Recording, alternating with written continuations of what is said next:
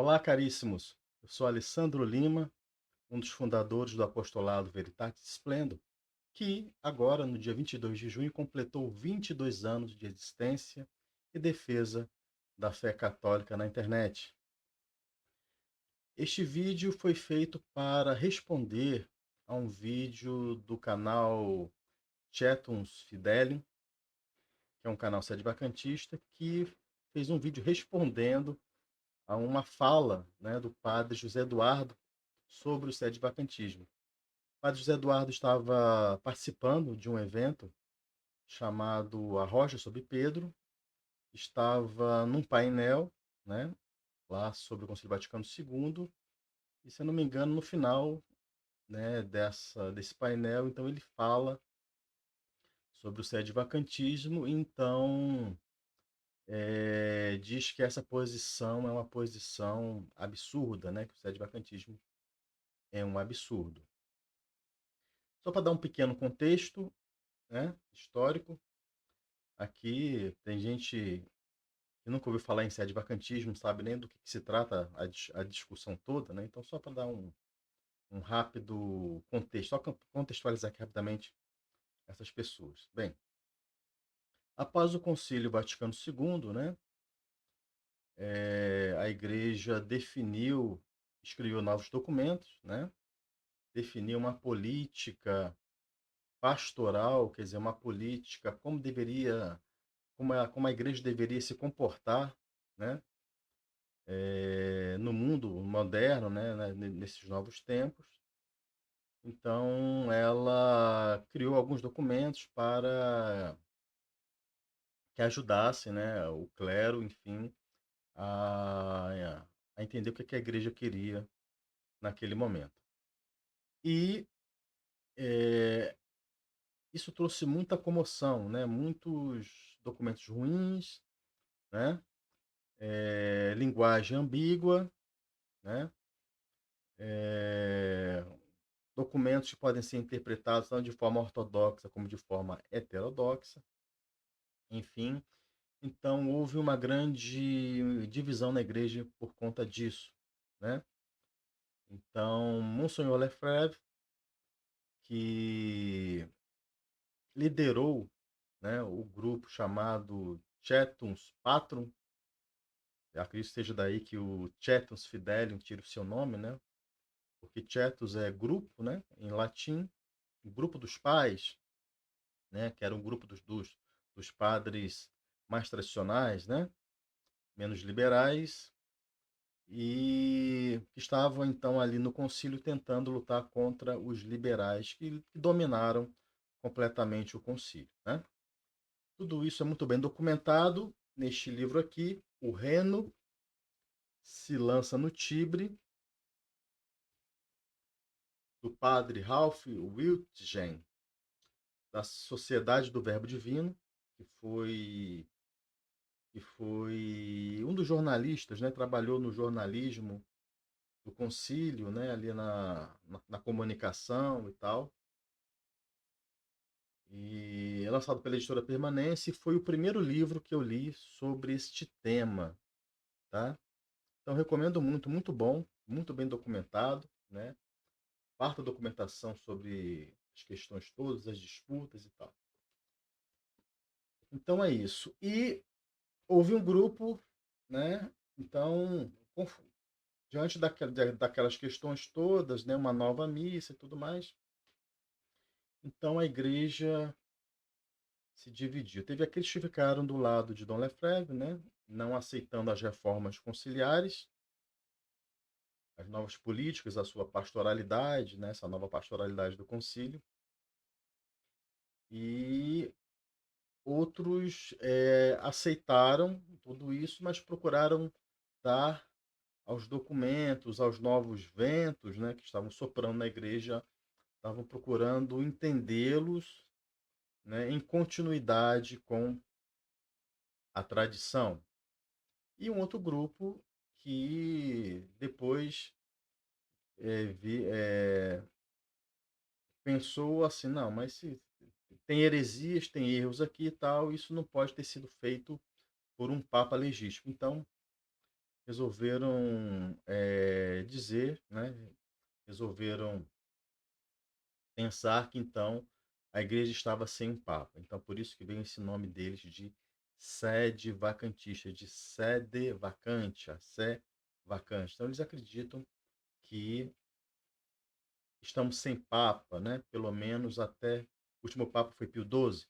Alguns grupos aceitam João 23, alguns grupos elegeram seus próprios papas, né?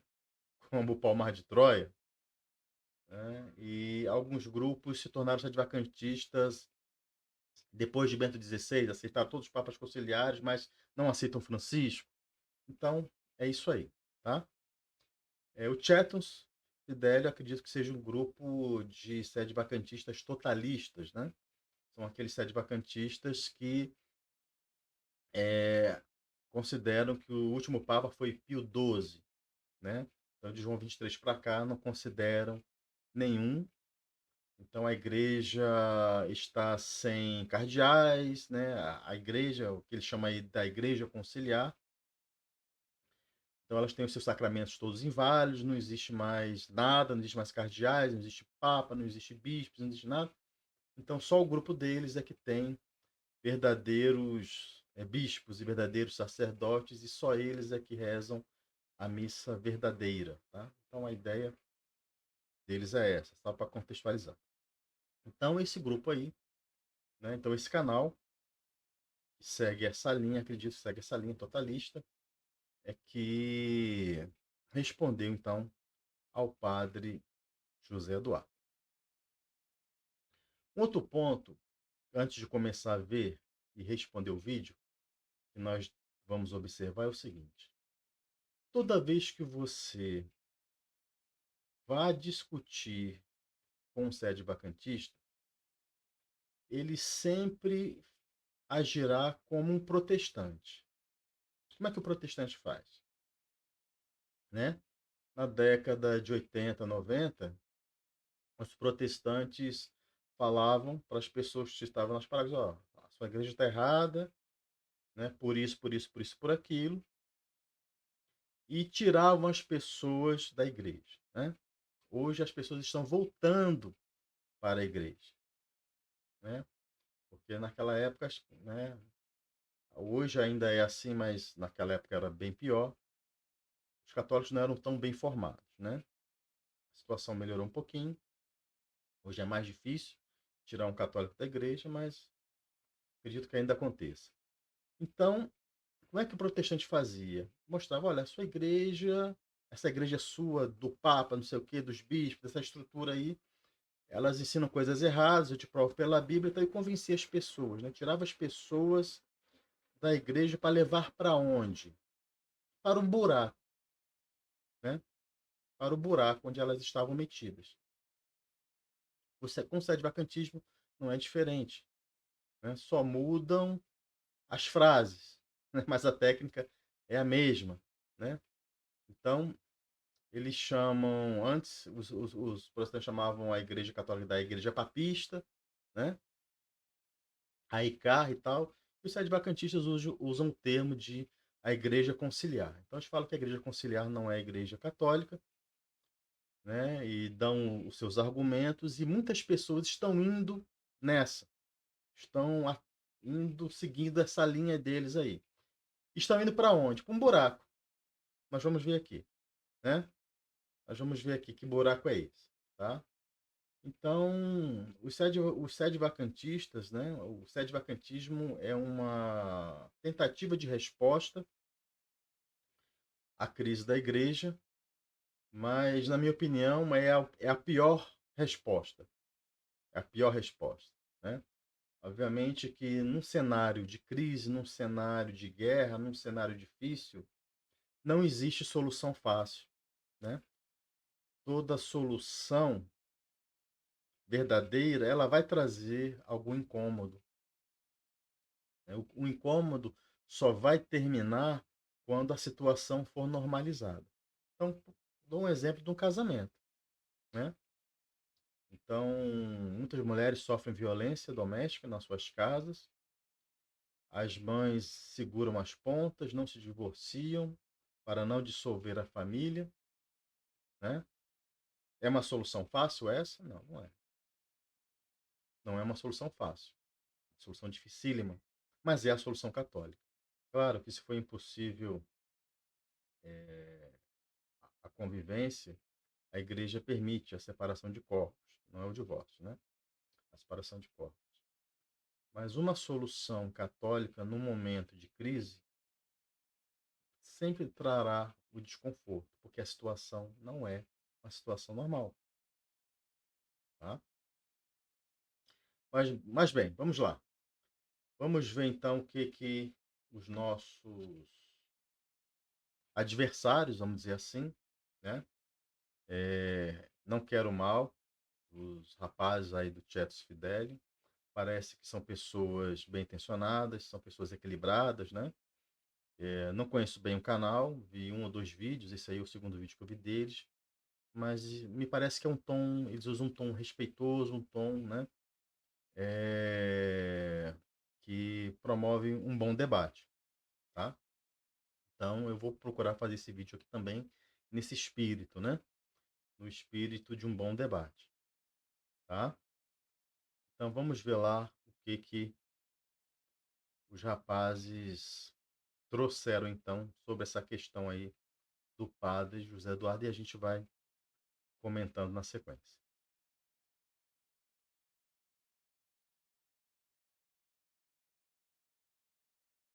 Vamos começar já direto. Bota aí a primeira parte que ele fala da visibilidade da igreja, né? Então, o que acontece? Por que isso é importante? Por exemplo, algumas pessoas tomam as teses de São Roberto Bellarmino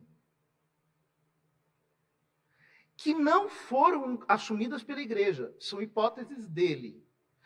Aliás, tomam as teses de São Roberto Bellarmino sem entendê-las e sem lê-las até o fim. E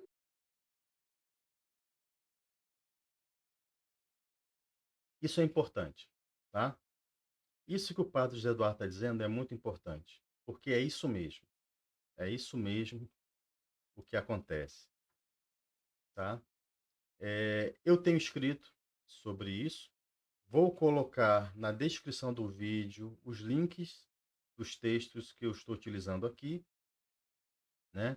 E essa questão de São Roberto Bellarmino,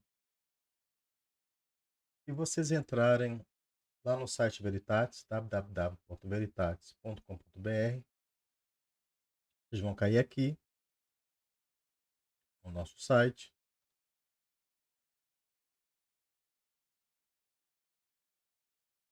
E aqui na seção apologética,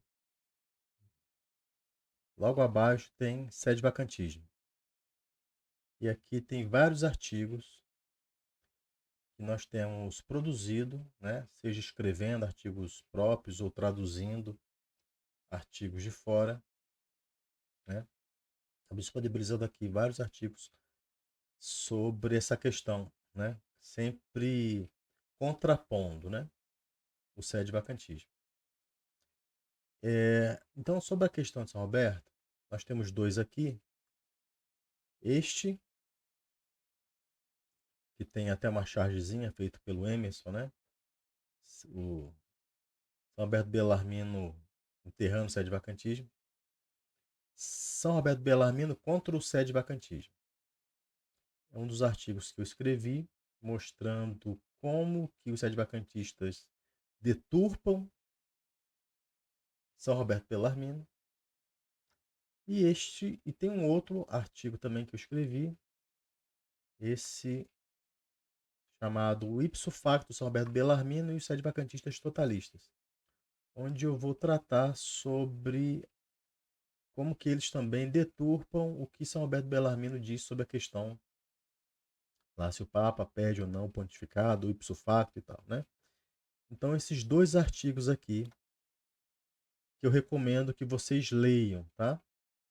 Para entender a fala aí do padre José Eduardo, né? Que ele disse que os vacantistas não entenderam São Roberto Bellarmino.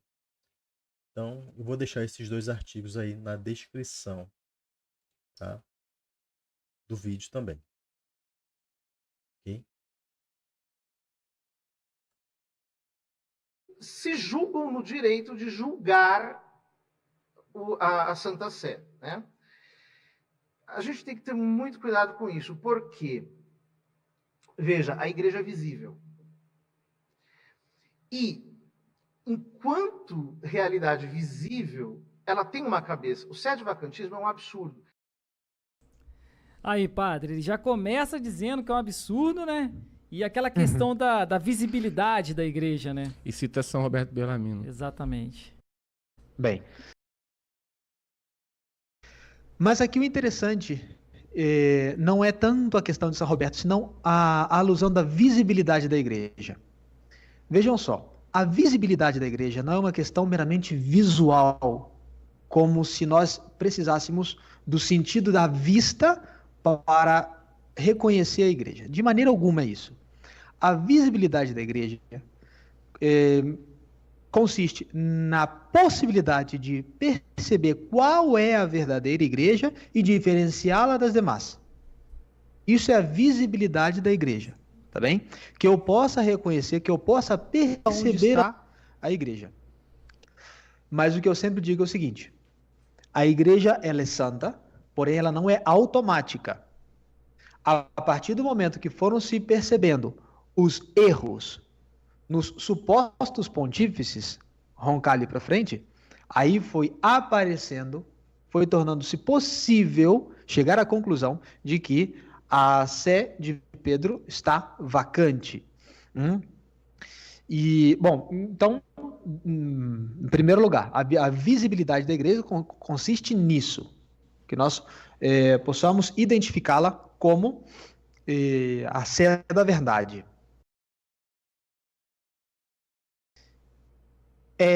E, por outro lado, enquanto a visibilidade da igreja, que é uma nota, uma característica da igreja, todas as características da igreja têm que aparecer junto, têm que aparecer em conjunto com as demais características, qualidades, notas, etc. E nós não podemos, por exemplo, conceber uma visibilidade da igreja compaginada com a defectibilidade, como se a igreja pudesse ter um defeito. O que eu quero dizer? Se nós consideramos a Igreja do Concílio Vaticano II como a Igreja Católica, sustentando que porque eu a percebo, porque tem esse nome, porque existe uma pessoa sentada na cátedra de São Pedro, por isso ela é visível, como pode ser que nós encontremos a característica da visibilidade, mas não a característica da infalibilidade da igreja?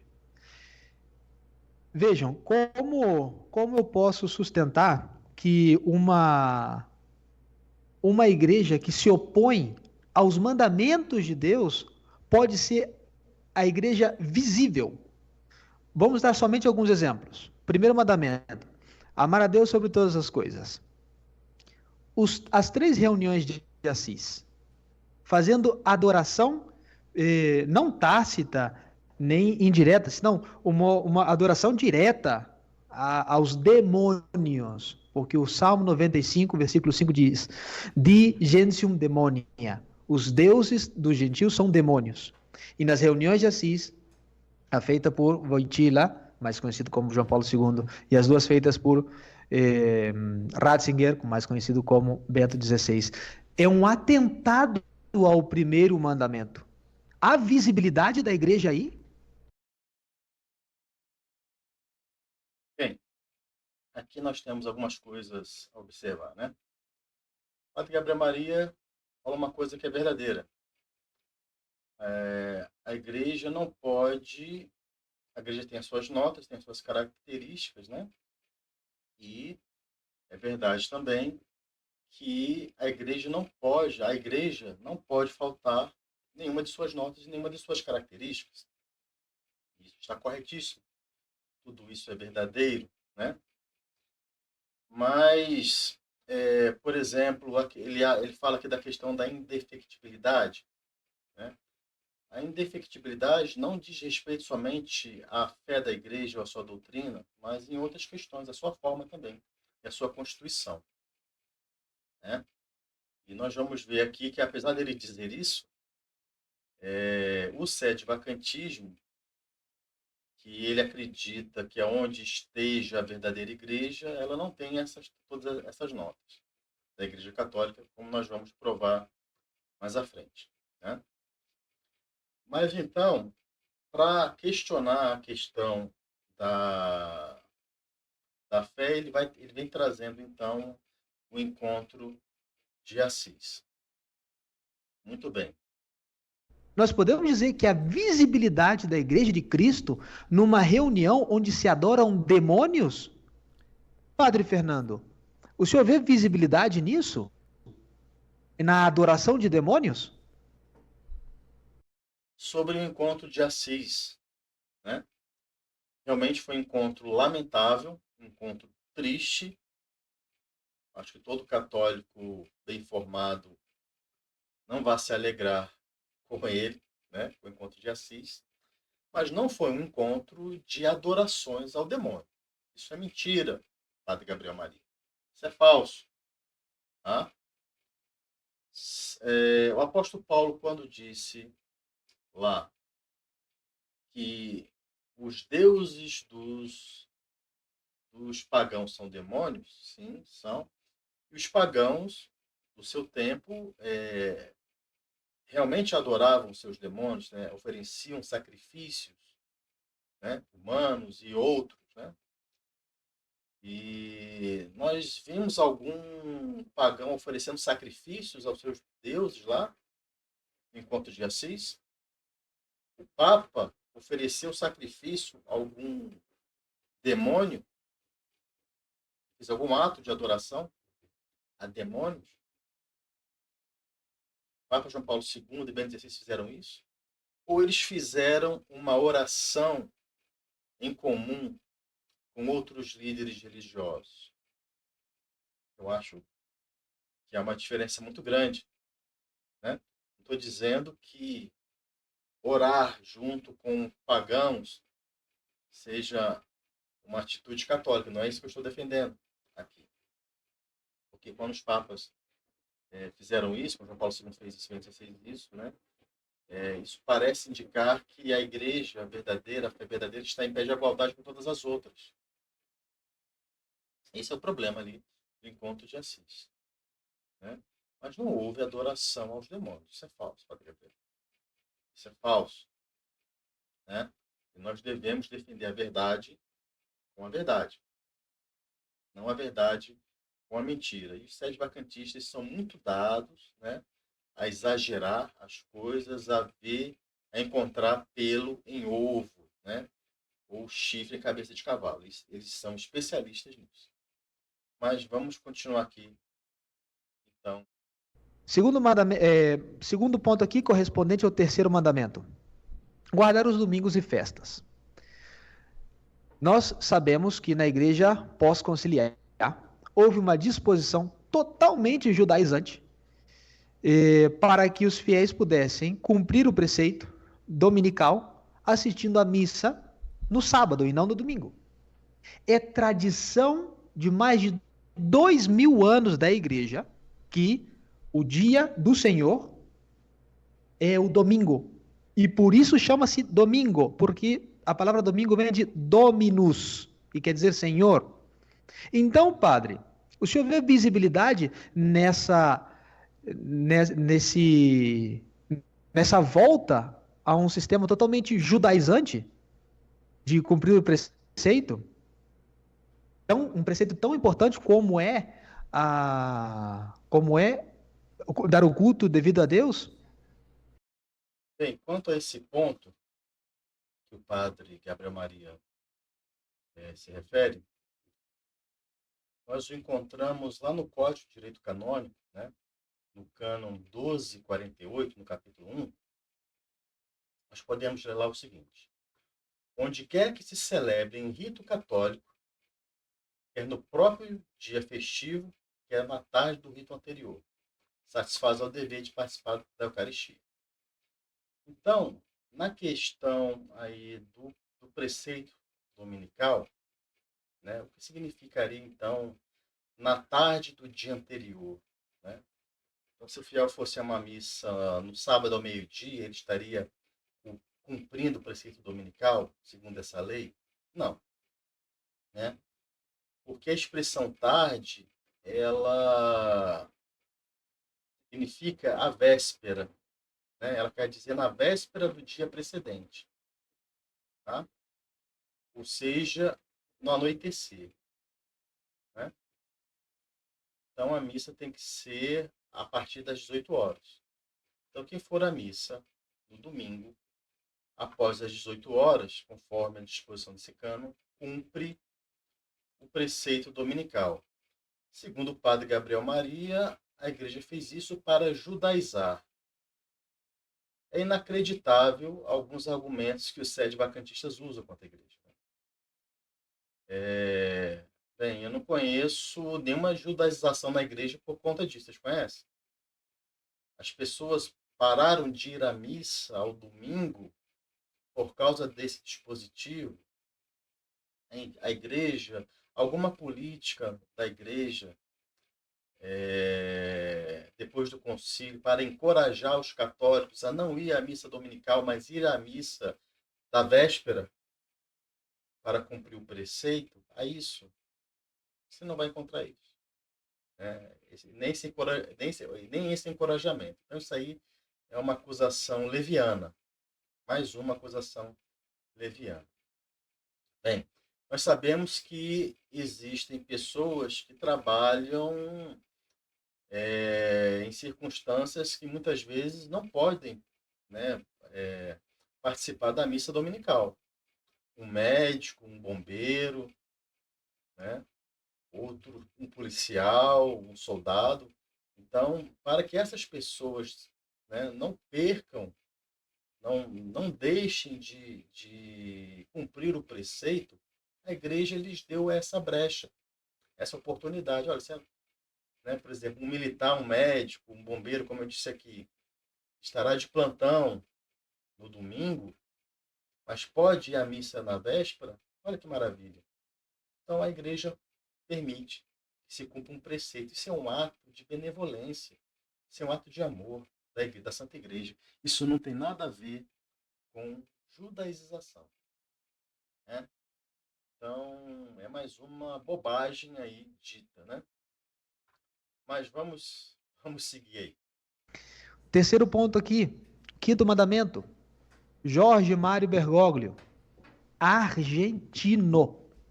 Alguns anos atrás, quando o aborto ele foi debatido aqui na Argentina, quando o aborto foi aprovado aqui na Argentina, no país onde ele nasceu, não houve um pronunciamento de parte dele, nenhuma rejeição a todas essas leis iníquas, que em realidade não são leis.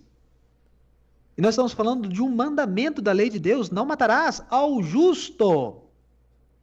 Não matarás ao justo. E uma pessoa conivente pela clara omissão é o Papa? É o sumo pontífice? É a cabeça visível da igreja? Faça-me o favor. O Papa pode ter se omitido, não sei, eu não acompanhei, né, a questão, mas isso não faz um Papa deixar de ser Papa, né? Quer dizer, as fraquezas do pontífice não deixam o pontífice, não fazem com que um pontífice deixe de ser Papa. Isso é uma bobagem. Uma bobagem. Não é? Então, por exemplo, Pio XII foi acusado de omissão na questão do nazismo, né, de Hitler.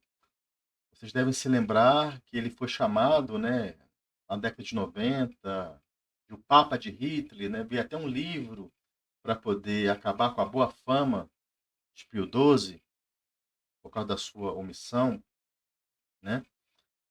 Nós não sabemos os bastidores e o porquê que as coisas acontecem na igreja. Na verdade, agora nós sabemos na questão do Papa Pio XII, né? Muita coisa foi esclarecida.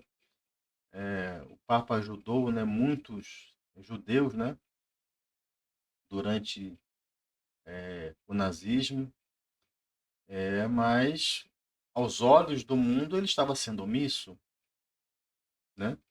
A questão do Papa Francisco, ele muitas vezes já se manifestou contra o aborto, né? Inclusive inteligentemente, na minha opinião, quando você está falando para não católicos, né?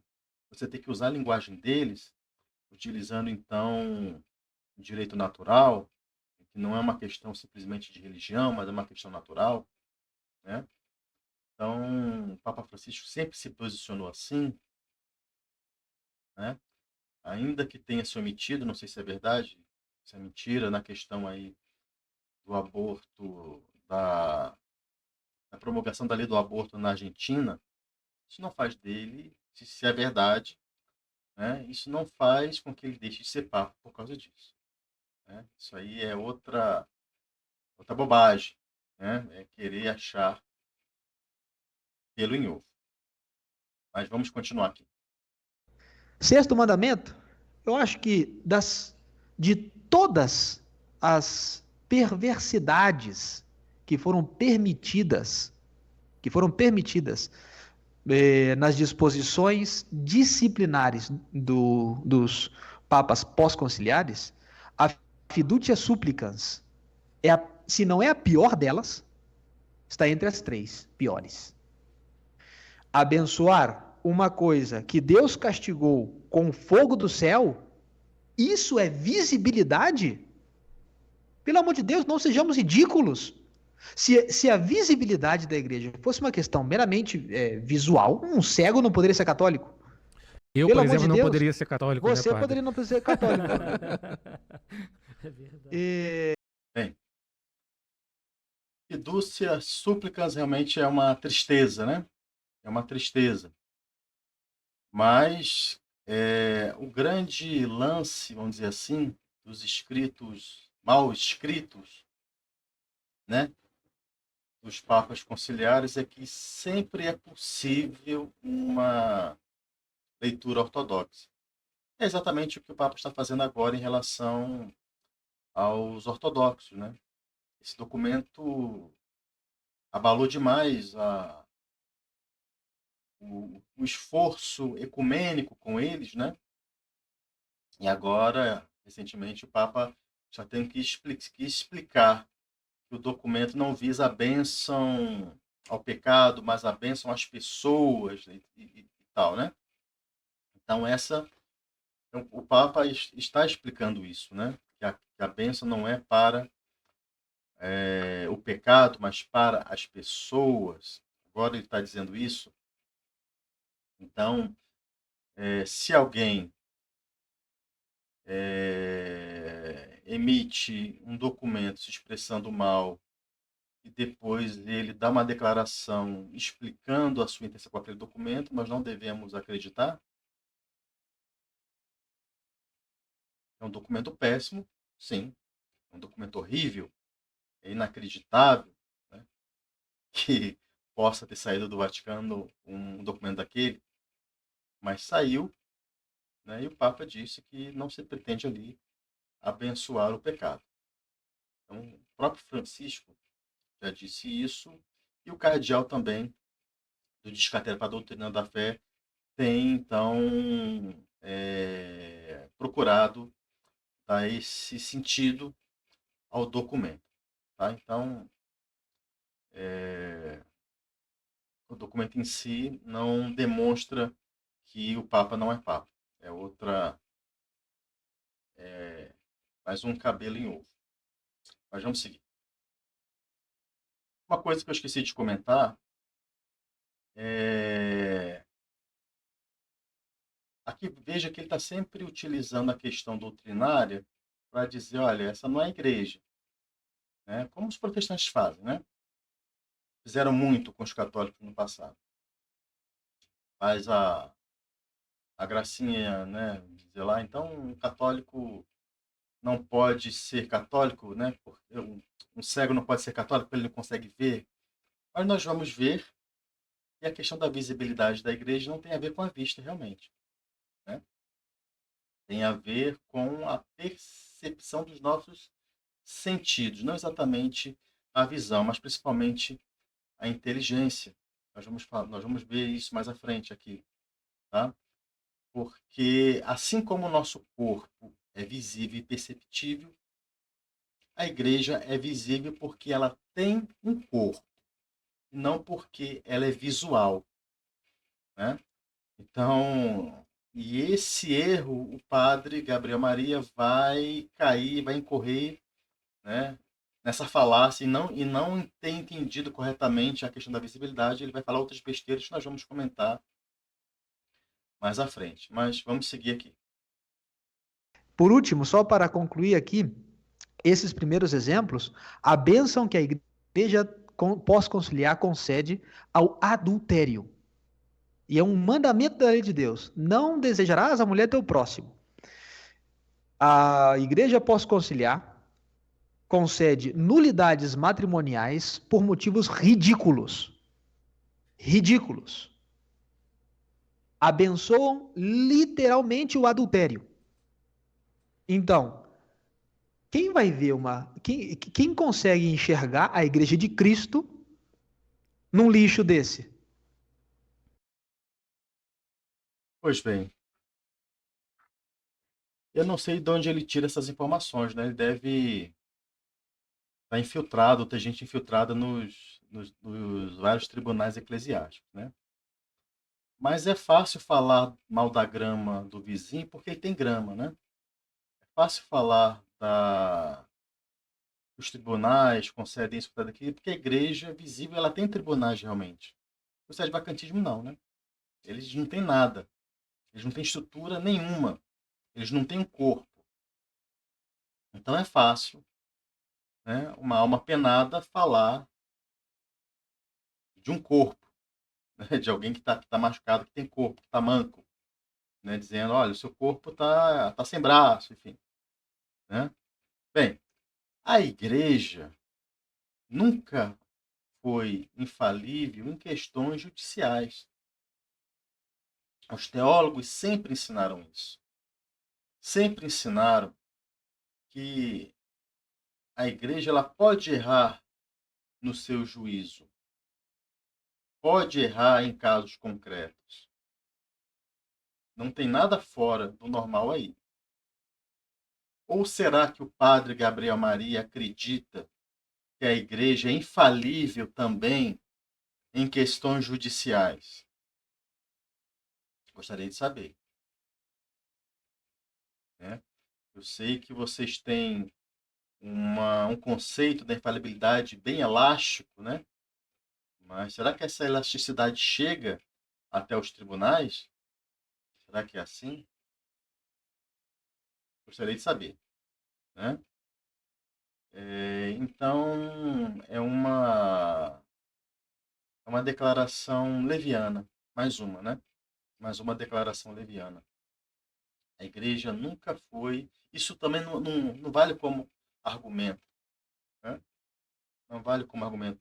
Inclusive, é um caso do Papa Celestino II, que julgou mal, muito mal, um caso de casamento, né? Isso também, já escrevi sobre isso, eu traduzi, na verdade, um artigo sobre esse tema, que tratava exatamente da questão do matrimônio, certo? Onde tinha uma mulher que estava casada, o marido a abandona, deixa a fé, abandona, para se unir uma outra, e ela pergunta ao seu arquidiácono, passa o tempo, ela pergunta ao seu arquidiácono, ela oferece a sua questão ao arquidiácono, o arquidiácono diz, não, você pode casar de novo, não. E o Papa chancela isso. Só que outros papas, como Inocêncio II, vão dizer que aquele Papa, o Papa Celestino II, né, se eu não me engano, o terceiro, mas acho que foi o segundo, errou naquela questão específica.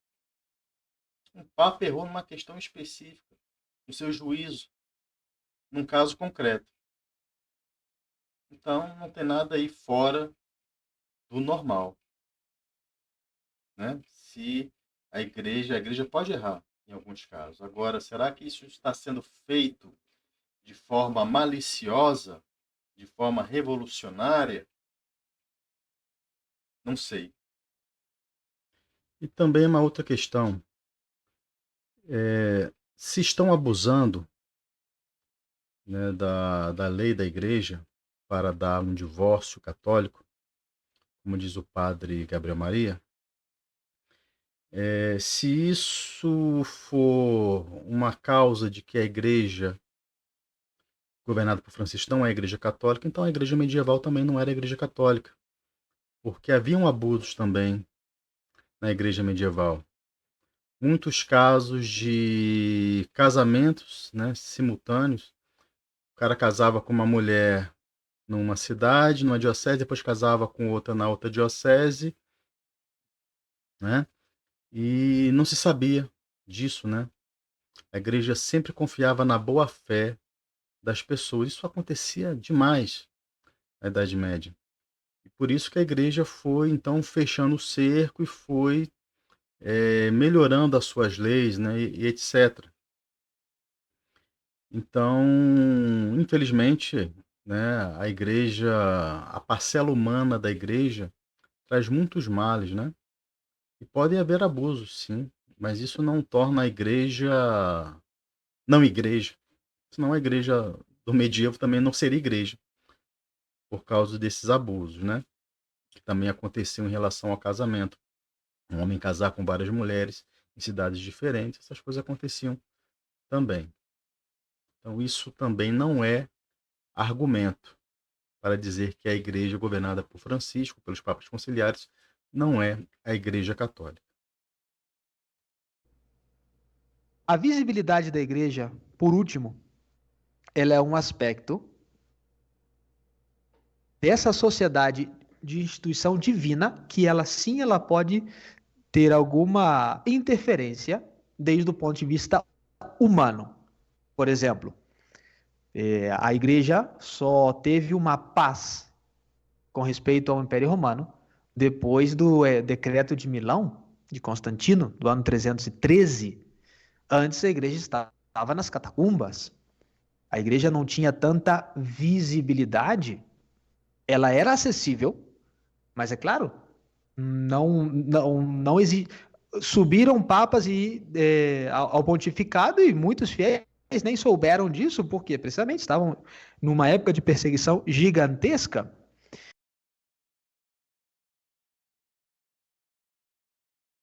É inacreditável o que a gente escuta, né? Então, segundo o conceito de visibilidade aí, do Padre Gabriel, a igreja no tempo das catacumbas, no tempo da perseguição, antes do Edito de Milão, ela não estava tão visível. Inacreditável, né, meus caros? Inacreditável. Eu acho que a gente vai ter que mostrar um pouquinho do catecismo da igreja, né, para poder esclarecer alguns pontos, né? Vamos lá. Vamos ver o que diz o catecismo aqui de São Pio X. Lá no catecismo de São Pio X, lá no número 162, diz assim: como é constituída a Igreja de Cristo? Aí o catecismo responde: a Igreja de Jesus Cristo é constituída como uma sociedade verdadeira e perfeita. E nela, como uma pessoa moral, podemos distinguir um corpo e uma alma. Ou seja, a igreja é uma pessoa moral, né? Ela tem um corpo,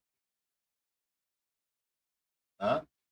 E a visibilidade tem a ver com o seu corpo, porque ela é por causa da sua constituição, porque ela é uma pessoa moral. Não tem a ver com os olhos, poder enxergar. Tem a ver com os sentidos, obviamente, né? Mas nós podemos percebê-la. Assim como eu posso perceber que eu estou na Itália. Não necessariamente com os meus olhos, mas um cego pode perceber que está na Itália. Ele chegou em algum aeroporto, né? Ouviu alguém dizer bem-vindo à Itália, passou por uma imigração, né? Ele, enfim, está falando com o italiano, está ouvindo música italiana, então ele consegue perceber que ele está numa sociedade italiana, que ele está na Itália, né? Que não é um aglomerado de pessoas ou de italianos, né? A sociedade italiana ela tem um corpo moral, ela tem um governo, ela tem um presidente, tem uma legítima autoridade, né? Então é isso que dá visibilidade, né? À sociedade italiana, por exemplo. Não é diferente com a igreja, tá? Então, continua aqui o catecismo. Ó. E o corpo da igreja, em que consiste? O corpo da igreja consiste no que ela tem de visível e de externo, que é na associação de seus membros, que é no seu culto, que é no seu ministério de ensino, que é no seu governo e ordem externa. Quer dizer, a igreja, por ter um corpo, por ter uma estrutura, ela tem um governo, certo? Então, a igreja nas catacumbas, ela não estava invisível porque, vamos dizer, não podia ser encontrada pelos olhos. Ela continuou sendo visível. Ela continua visível mesmo nas catacumbas.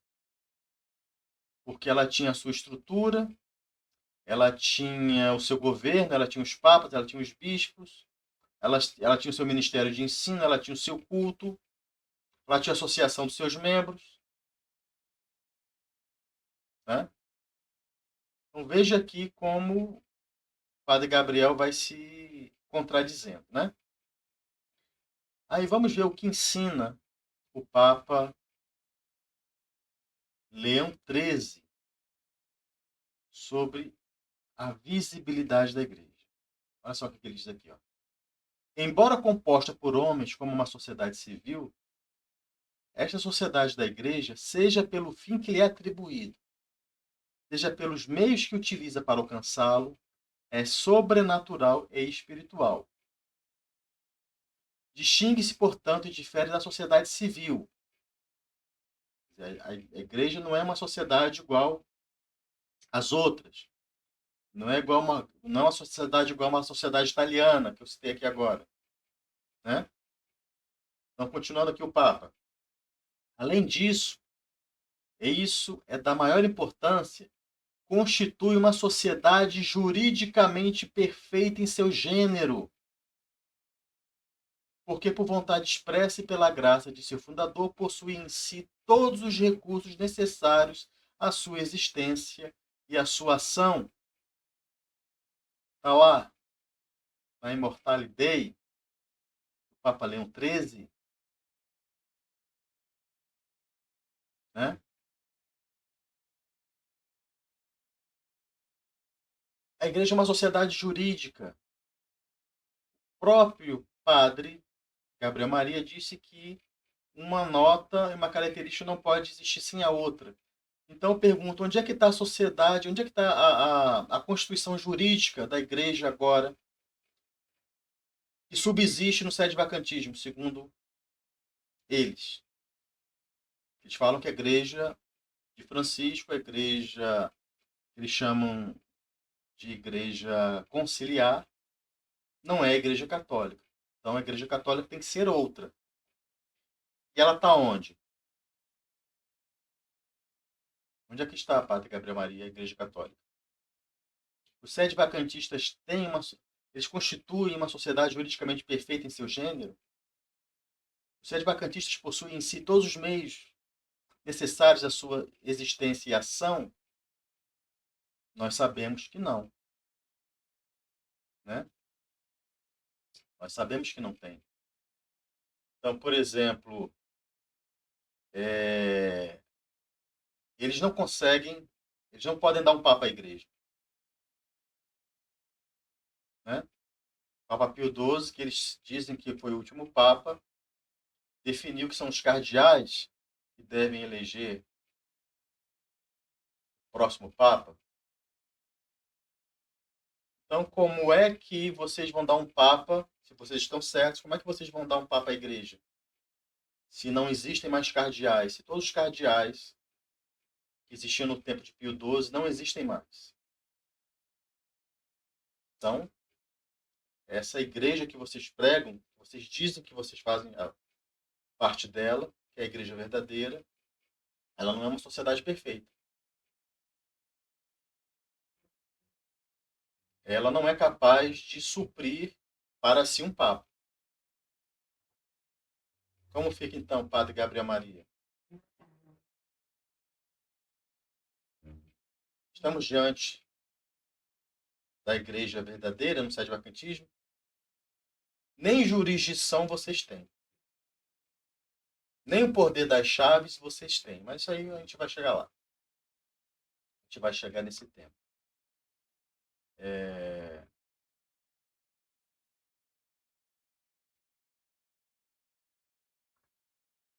Vamos ver aqui o que disse o Papa Pio XII sobre a visibilidade. Antes de ir para o Papa Pio XII, que é o que que é o Papa que ele disse que foi o último Papa da Igreja, vamos continuar aqui no vídeo, porque tem mais alguns comentários aqui, algumas observações que eles vão fazer, que eu acho interessante. Nós colocamos. E assim como algumas características da igreja podem ser deturbadas por aspectos humanos sem que ela perca a sua qualidade de instituição divina, da mesma maneira, foi o que ocorreu com o corpo de Cristo, nosso Senhor, o corpo de nosso Senhor Jesus Cristo. Imaginemos, no dia de Sábado Santo, se nós tivéssemos a graça de entrar ali no Santo Sepulcro e pudéssemos ali chegar perto do corpo sem a alma de nosso Senhor, poderíamos fazer uma adoração ali? Ali junto àquele corpo estava a divindade? Sim. A divindade estava junto com aquele corpo, mesmo sem alma. Então, no máximo da perseguição corporal, depois da flagelação, depois da coroação de espinhos, depois de todos os ultrajes que Nosso Senhor passou, ali naquele corpo permanecia a divindade. Então, da mesma maneira, no corpo místico de Cristo, por mais que nós vivamos numa igreja coroada de espinhos, numa igreja crucificada, numa igreja no Santo Sepulcro, ela não perde a sua qualidade de instituição divina e que deve levar as almas ao céu. Isso enquanto a visibilidade. Interessante. Essa tese aí do padre Gabriel Maria. A igreja que ele acredita que está no Santo Sepulcro, ela está sem corpo. Porque ela não tem mais a sua estrutura jurídica, ela já não tem mais o seu ministério de ensino, ela não tem mais o poder das chaves. É inacreditável que a gente escuta, né? Mas vamos lá, vamos continuar aqui. Também destacar, né, padre, que o Concílio de Trento fala que o credo é o fundamento único e firme, né, na qual a porta do inferno não prevalecerá. Ele não fala de estrutura, né, ele fala do credo, da fé.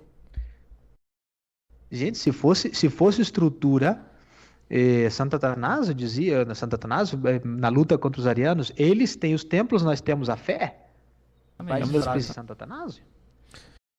Realmente, o Concílio de Trento disse isso, né? Mas uma coisa não tem nada a ver com a outra, né? As portas do inferno, que o nosso Senhor Jesus Cristo disse que o inferno nunca iria prevalecer, é exatamente a doutrina da igreja. É isso que ensina o Concílio de Trento e é isso que ensina outros cardeais também. Se eu não me engano, o cardeal Biot. Isso é verdade, mas isso não tem nada a ver com a visibilidade, né? Isso não é negar a visibilidade. Aí o padre Gabriel Maria vai falar sobre Santo Atanásio. Santo Atanásio não está dizendo nós temos a fé e eles... na questão ariana, inclusive essa fala de Santo Atanásio nem questiona-se se realmente essa fala é verdadeira, tá? Mas eu acredito que sim. E vamos a título de retórica aqui, né? Vamos considerar que seja verdadeira, que é verdadeira. Veja, ele fala para os arianos, nós temos a fé, né? Falo para os católicos. Nós temos a fé, eles têm os templos, os prédios. Não tem nada a ver com a visibilidade da igreja, porque a visibilidade da igreja também não está nos seus prédios. Não é isso que o catecismo ensina, a visibilidade está no corpo, porque a igreja tem um corpo. A igreja é uma sociedade jurídica, como é a Itália, como é o Brasil, como é a Finlândia, como é a Rússia, os Estados Unidos. É isso. Só que ela não é uma sociedade meramente humana. A igreja tem uma alma. Ela tem uma estrutura sobrenatural. Né? Então veja que logo eles te dizem guardar a verdadeira doutrina, o verdadeiro ensino. Eu vejo como é que eles tropeçam em elementos básicos do catecismo. Né? As notas da igreja, isso aqui é básico.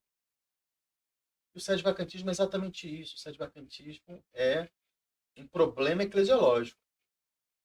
Né? Todos os erros deles derivam de problemas eclesiológicos. Né? A eclesiologia parca que eles possuem. Então vejam só. Se a visibilidade diz respeito à doutrina, a doutrina reta, não é isso, mas obviamente é verdade que somente a igreja visível vai guardar a verdadeira doutrina, é verdade que somente na igreja verdadeira, que é visível, que tem corpo, é que nós vamos encontrar a verdadeira doutrina, tudo isso é verdade. Mas a verdadeira doutrina não é uma característica da visibilidade. Né? Não diz respeito à visibilidade. Mas tem a ver com o corpo da igreja. Então, vamos pegar, por exemplo, existem vários outros grupos que têm a mesma doutrina desse pessoal aí. Tá? Aquele pessoal lá de Palmar de Troia, Legião Papa, eles têm a mesma doutrina deles. Eles vão falar as mesmas coisas de Francisco, vão falar as mesmas coisas do Vaticano II, vão falar as mesmas coisas sobre a Missa Nova. Aí eu pergunto ao Padre Gabriel Maria, lá em Palmar de Troia, eles fazem parte da Igreja Católica? A igreja, aquele grupo eclesial que está lá em Palmar de Troia, que escolheu um Papa para si, eles são a Igreja Católica porque eles têm a verdadeira doutrina segundo o seu parâmetro, padre.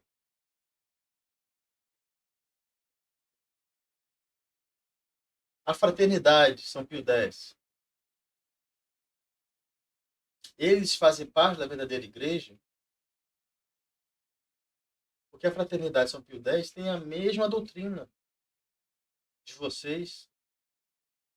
As mesmas questões que vocês estão colocando aqui contra o Papa, contra o Concílio, contra a missa, contra tantas coisas, né? A fraternidade São Pio X também pensa da mesma forma. Claro, a fraternidade ela não crê, por exemplo, que os sacramentos novos são inválidos, que as ordenações novas não produzem o sacramento. Né? Isso aí é coisa de vocês. Eles não vão tão longe. Né? Mas a substância das críticas ao concílio e aos papas é a mesma. Então, segundo o seu parâmetro, Padre Gabriel Maria, ou eu vou para onde? Eu vou para a fraternidade, eu vou para o seu grupo, sede vacantista, eu vou lá para Palmar de Troia, ou para aqueles outros conclavistas, eu vou lá para o grupo do Frei Tiago de São José, que também tem as mesmas críticas, as mesmas observâncias. Então veja que o seu critério de visibilidade é falho. Utilizando os seus parâmetros de visibilidade da igreja, que o senhor está colocando aqui como visibilidade de igreja, Eu não vou encontrar a igreja. Porque a igreja não pode estar nesses grupos ao mesmo tempo. Ou tá num, tá no outro, tá no outro, tá no outro. Né? Certo? Então, faltou aí saber mais do catecismo da igreja, né? Olha que eu estou usando aqui o catecismo de São Pio X. Estou usando aqui documentos de papas que são reconhecidos por vocês e eles refutam vocês. Refutam vocês. Vamos pegar Pio XII, que vocês dizem que é o Papa verdadeiro, né? Pio XII tem uma encíclica sensacional, Mysticis Corporis, né? Vamos ver o que diz o Papa Leão XIII.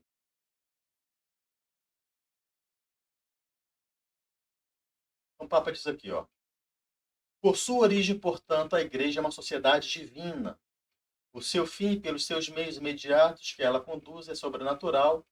Pelos membros que a compõem, que são homens, é uma sociedade humana. Os grifos são todos meus, tá, gente? É por isso que havemos designada nas Sagradas Letras por nomes que convém a uma sociedade perfeita. É chamada não só a casa de Deus, né? A cidade sitiada na montanha, e onde todas as nações devem se encontrar, mas também o rebanho, que deve governar, o único pastor, que devem se refugiar todas as ovelhas de Cristo. Chama-se reino levantado por Deus e que durará para sempre. Finalmente, o corpo de Cristo, o corpo místico, sem dúvida, mas vivo, perfeitamente formado e composto por um grande número de membros. Estes membros não têm todos a mesma função. Agora vamos ver, olha só. É impossível imaginar uma verdadeira e perfeita sociedade humana que não seja governada por algum soberano, por algum poder soberano. É impossível imaginar uma verdadeira e perfeita sociedade humana que não seja governada por algum poder soberano. Jesus Cristo, que deve, portanto, ter colocado à frente da igreja uma cabeça suprema, a quem toda a multidão de cristãos era submissa e obediente. Aí eu pergunto, né, ao padre Gabriel Maria, quem é o soberano na igreja do Santo Sepulcro? Essa igreja sendo governada por quem, padre Gabriel Maria?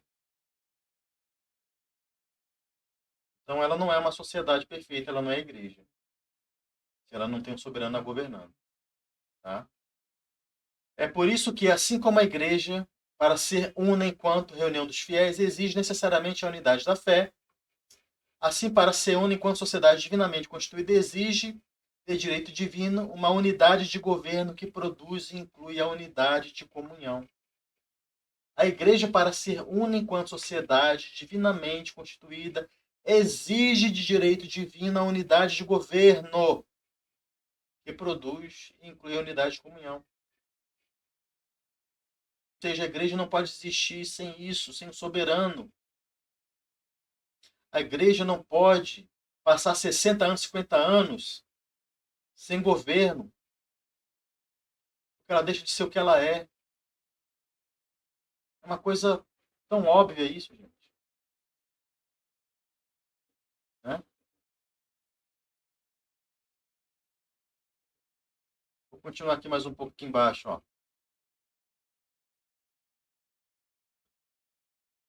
Que a igreja é um corpo, ensinam-se muitos passos da Sagrada Escritura. Né? Cristo diz o apóstolo é a cabeça do corpo da igreja, lá em Colossenses 1,18. Ora, se a igreja é um corpo, deve necessariamente ser um todo sem divisão. Segundo aquela sentença de São Paulo, nós somos muitos, mas um só corpo. E não só se deve ser um todo sem divisão, mas também algo concreto, visível, como afirma o nosso predecessor de feliz memória, Leão XIII, na Satis Cognitum. Pelo fato mesmo que é um corpo, a igreja torna-se visível aos olhos. Está vendo aqui, Padre Gabriel? A igreja é visível porque ela é um corpo. É o que eu tenho dito. Não é porque ela pode ser vista com os olhos. né? Ela pode ser visível aos olhos porque ela é um corpo, mas ela não é visível porque nós podemos vê-las com os olhos. É uma diferença muito grande, né? E vocês vão tropeçando no básico, né? E um padre ainda, né, falando as coisas que o senhor tem falado aí no vídeo, né? Então, olha aqui, continua aqui, ó, Pio 12, o número 16, olha que interessante. Mas ainda, como na natureza não basta qualquer aglomerado de membros para formar um corpo, mas é preciso que seja dotado de órgãos ou membros com funções distintas e que sejam unidos em determinada ordem, assim também a igreja deve chamar-se corpo, sobretudo porque resulta de uma boa e apropriada proporção e conjunção de partes e é dotada de membros diversos e unidos entre si. É assim que o apóstolo descreve a igreja quando diz: como num só corpo temos muitos membros, e os membros não têm todos a mesma função, assim somos muitos, um só corpo, e todos e cada um dos membros um dos outros. Está lá na Mystis Corporis Christi, no número 16. Então, continua lá quem vocês dizem que foi o último Papa. Não se julgue, porém, que o seu governo se limita a uma ação invisível. Está falando que o governo de Jesus Cristo. Ou extraordinária. O que eles dizem é isso, né? Que Jesus Cristo agora, na igreja do Santo Sepulcro, não é isso, Padre Gabriel? Né? Jesus Cristo está governando por uma ação invisível e extraordinária. Mas vamos ver aqui o que diz Pio XII. Vocês dizem que é o último Papa. Não se julgue, porém, que o seu governo se limita a uma ação invisível ou extraordinária. Ao contrário, Padre Gabriel, o Divino Redentor governa o seu corpo místico de um modo visível e ordinário por meio do seu vigário na terra. Vou ler de novo. Ao contrário, o Divino Redentor governa o seu corpo místico de um modo visível e ordinário por meio do seu vigário na terra. Pois bem sabeis, veneráveis irmãos, que Cristo Nosso Senhor, depois de ter, durante a sua carreira mortal, governado pessoalmente, de modo visível, o pequeno rebanho, como diz lá em Lucas 12, 32, quando estava para deixar este mundo e voltar ao Pai, confiou ao príncipe dos apóstolos o governo visível de toda a sociedade que fundara. E realmente, sapientíssimo como era, não podia deixar sem cabeça visível o corpo social da igreja que instituíra. Vou ler de novo o grifado. Diz que a encíclica foi escrita aqui por quem eles dizem que foi o último Papa. Então, logo depois, a igreja vai ficar sem Papa, né, padre? Mas o Pai Pio XII está dizendo aqui que não, tá? Olha aqui, ó. Quando estava para deixar este mundo e voltar ao Pai, confiou ao príncipe dos apóstolos o governo visível de toda a sociedade que fundara. E realmente, sapientíssimo como era, não podia deixar sem cabeça visível o corpo social da igreja que instituíra. Como é que então a igreja ficou sem Papa depois de Pio XII? O próprio Pio XII está dizendo aqui que isso não é possível. Vamos continuar. Nem se objete que com o primado de jurisdição instituído na igreja ficava o corpo místico com duas cabeças. Porque Pedro, em força do primado, não é senão um vigário de Cristo, e por isso a cabeça principal deste corpo é uma só, Cristo, o qual, sem deixar de governar a igreja misteriosamente por si mesmo, rege-a também de modo visível por meio daquele que faz as suas vezes na terra. Está vendo aqui, padre? Vou até grifar, ó. Vou até grifar isso aqui, ó. Né? Então, segundo o senhor, o último Papa, aquele que foi o último Papa, está dizendo aqui, ó, que Pedro, em força do primado, não é senão o vigário de Cristo. E por isso a cabeça principal deste corpo é uma só, é o próprio Cristo, o qual, sem deixar de governar misteriosamente a igreja por si mesmo, rege-a também de modo visível por meio daquele que faz as suas vezes na terra. Assim, a igreja, depois de gloriosa ascensão de Cristo ao céu, não está educada só sobre ele, senão também sobre Pedro, como fundamento visível. Então, padre, o fundamento visível da igreja é Pedro. A igreja tem que ter um papa. E é por esta razão que, né, o Frei Tiago, no meio dessa loucura de vocês, é o mais coerente. Dentro do erro, ele é o mais coerente no erro. Né? Porque ele quer dar um papa à igreja. A igreja não pode ficar sem papa. Por isso que o Palmar de Troia escolheu um papa. Né? Agora, por que, Padre Gabriel, que o papa... Por que o papa de Palmar de Troia não serve? Outra pergunta. Eu gostaria de saber. Por que ele não serve? Né? Então veja que o fundamento visível não é a doutrina, como vocês estão dizendo aí. O fundamento visível é a estrutura da igreja, é o pontífice. O pontífice é a ponta do iceberg. É o que diz aqui Pio XII. Interessante, né? Que coisa mais providencial, né? O último Papa dizer aos católicos que a igreja não pode ficar sem papas. Exatamente isso que muita gente vai fazer, né?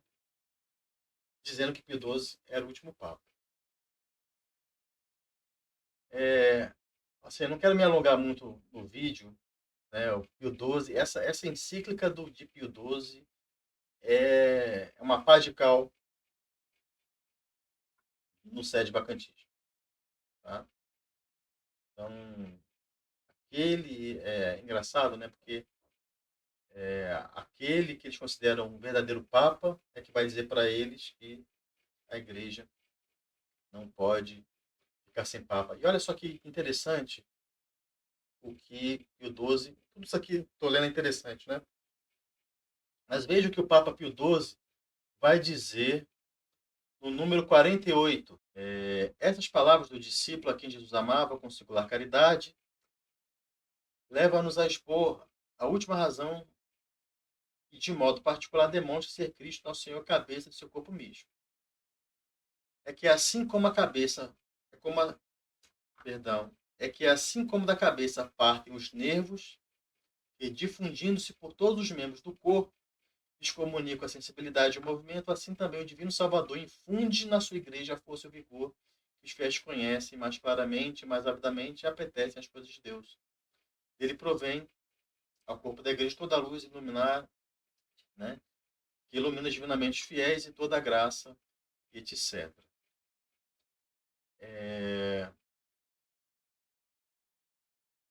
Então veja que mesmo num corpo moral não pode faltar a cabeça. A cabeça é totalmente necessária, inclusive a cabeça é o único órgão do corpo que tem todos os sentidos. Todos os sentidos estão na cabeça. A cabeça tem a visão, tem o olfato, tem a audição, tem o tato, tem o paladar. Mas a igreja do Santo Sepulcro, do Padre Gabriel Maria, ela não tem cabeça. Mas o corpo de Nosso Senhor tinha cabeça. Então, acho que a analogia não foi muito feliz do padre. Porque na sua igreja do Santo Sepulcro, a igreja está sem cabeça, está faltando algumas propriedades, né? Algumas características, algumas notas. E no Santo Sepulcro, o corpo de Nosso Senhor não perdeu nenhuma nota. Ele só estava sem a sua alma, só sem a sua alma humana. Né? Bem, vamos continuar então tratar sobre a visibilidade da igreja, porque na outra parte do vídeo eles vão entrar na questão do Papa, né? Eles vão dizer lá o porquê que eles acreditam que o Papa não é o Papa. Mas eu quero continuar aqui nessa questão da visibilidade, para ver como que eles pecam, né? Em coisas básicas do catecismo, né? Vamos lá. Vamos ver se a Igreja do Santo Sepulcro, do Padre Gabriel Maria, se ela tem as notas da Igreja Católica. Então vamos ver o que é a Igreja Católica. Então diz no Catecismo de São Pio X. O que é a Igreja Católica?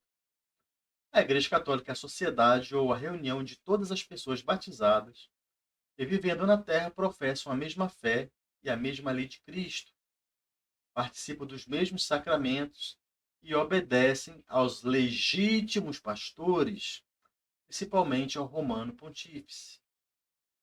Eu grifei essa palavra aqui, legítimos pastores, porque nós vamos entender, compreender quem são os legítimos pastores, né? Então nós temos que entender bem o que isso significa, para ver se a Igreja do Santo Sepulcro, aí do Padre Gabriel Maria, tem legítimos pastores. Então eu li aqui o número 149 do Catecismo de São Pio X, está lá no capítulo 10, no artigo 2. Então continua o Catecismo. Quem são os legítimos pastores da Igreja? Os legítimos pastores da Igreja são o Pontífice Romano, isto é, o Papa, que é o pastor universal, e os bispos. Além disso, sob a dependência dos bispos e do Papa, tem parte no ofício dos pastores e outros sacerdotes, especialmente os párocos. Então veja que os legítimos pastores são os bispos e o Papa, né? Que estão em união com o Santo Padre. Tá? Esses são os legítimos pastores da Igreja. Tudo bem, vamos continuar. Como se pode distinguir a Igreja de Jesus Cristo de tantas sociedades ou seitas fundadas pelos homens e que se dizem cristãs? Então está aqui. Pode-se distinguir a verdadeira Igreja de Jesus Cristo de tantas sociedades ou seitas fundadas pelos homens e que se dizem cristãs por 4 notas características. Ela é una, ela é santa, ela é católica, ela é apostólica. Está lá no número 154 do Catecismo de São Pio X. Aí continua. Por que se chama que a igreja também é apostólica? A verdadeira igreja chama-se apostólica porque remonta sem interrupção até aos apóstolos, porque crê e ensina tudo o que creem e ensinar os apóstolos, e porque é guiada e governada pelos legítimos sucessores dos apóstolos. Olha só, isso vai ser importante. Tá? Então, veja, a verdadeira igreja, ela crê e ensina né, e crê no que ensinaram os apóstolos, e ela é governada pelos legítimos sucessores dos apóstolos. Mas quem são os legítimos sucessores dos apóstolos? Vamos lá. Diz o nosso catecismo.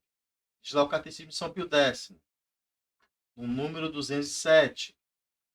Por que o bispo se chama pastor legítimo? Chama-se o bispo pastor legítimo porque a jurisdição, isto é, o poder que tem de governar os fiéis da própria diocese, lhe foi conferido segundo as normas e as leis da igreja.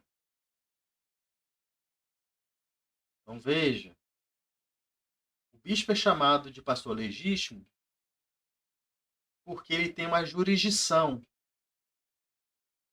E essa jurisdição é o poder que tem de governar os fiéis da própria diocese, que foi conferido segundo as normas e as leis da igreja. Está aqui no Catecismo de São Pio X. no número 207.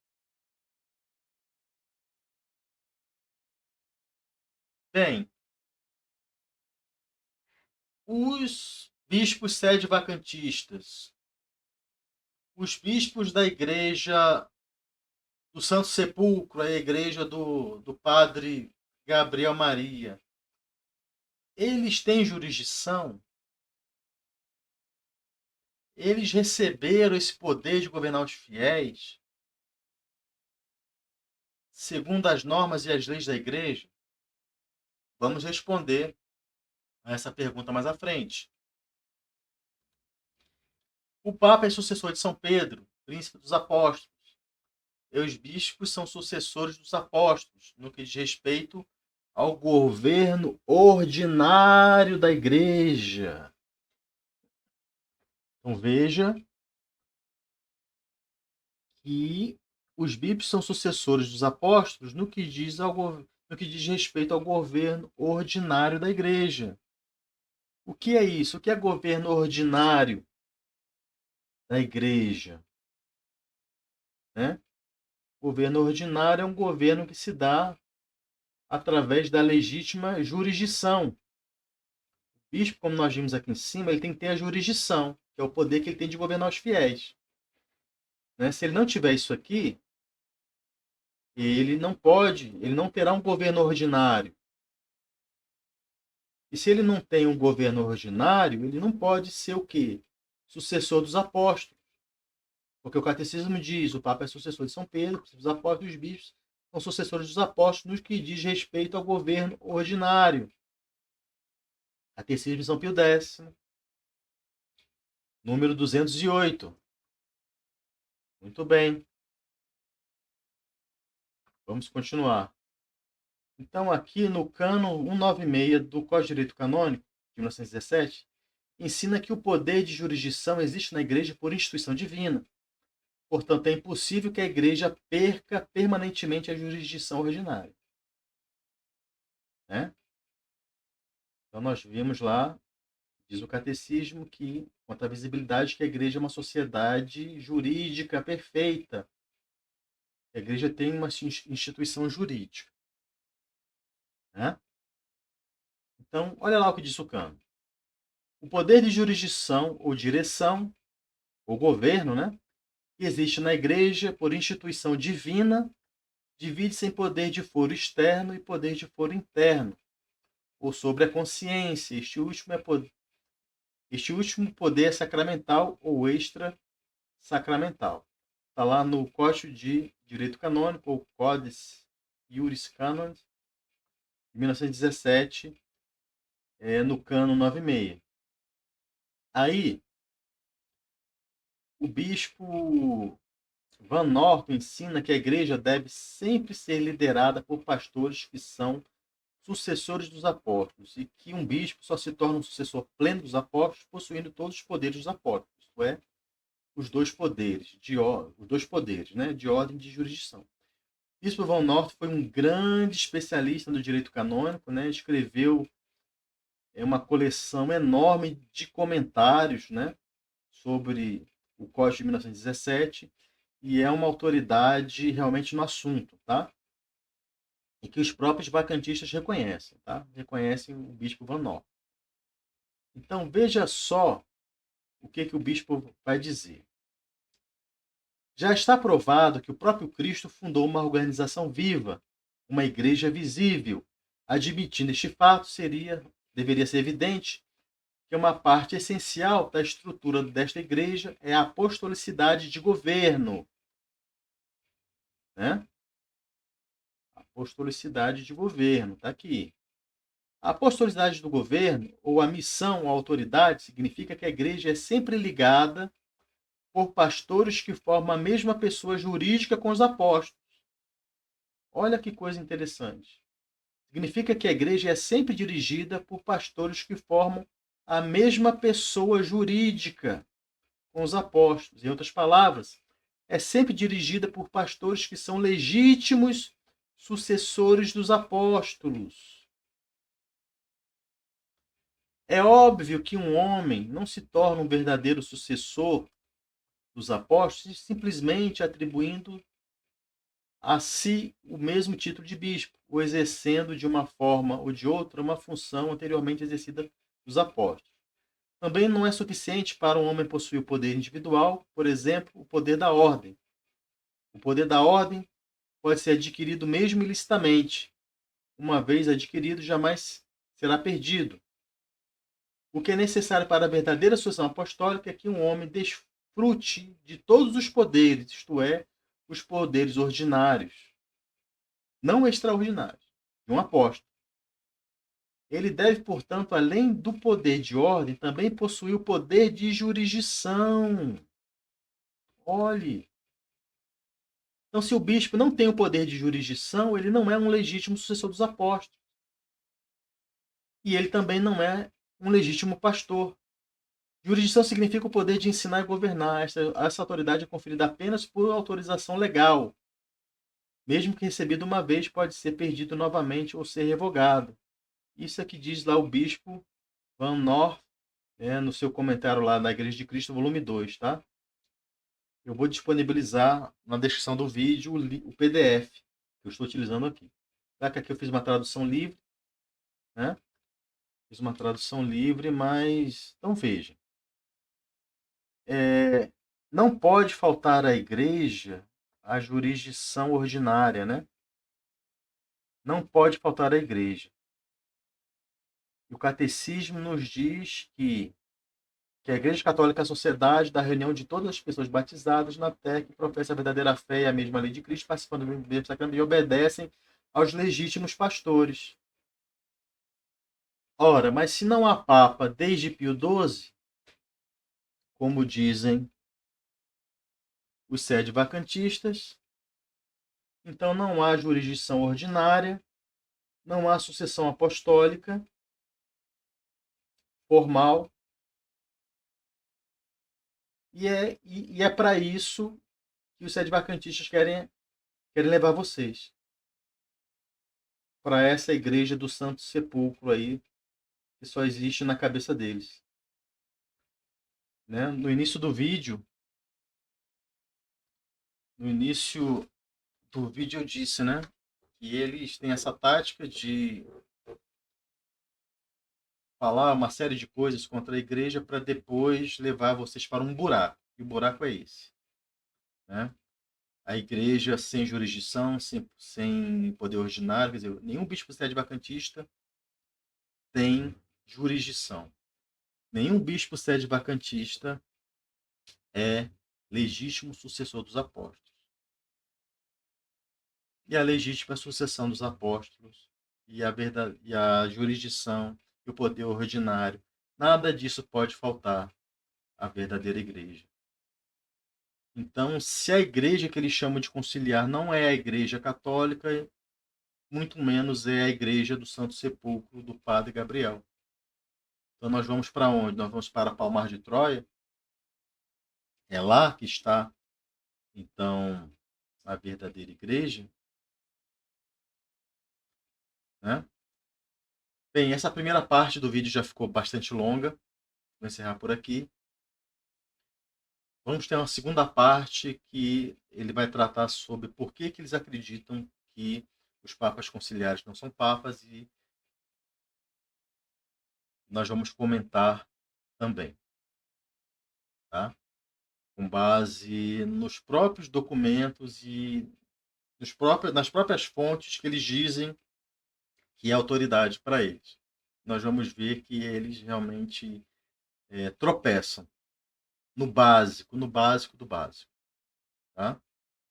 Então, até a segunda parte da nossa refutação ao Cetus Fidelis. Um abraço.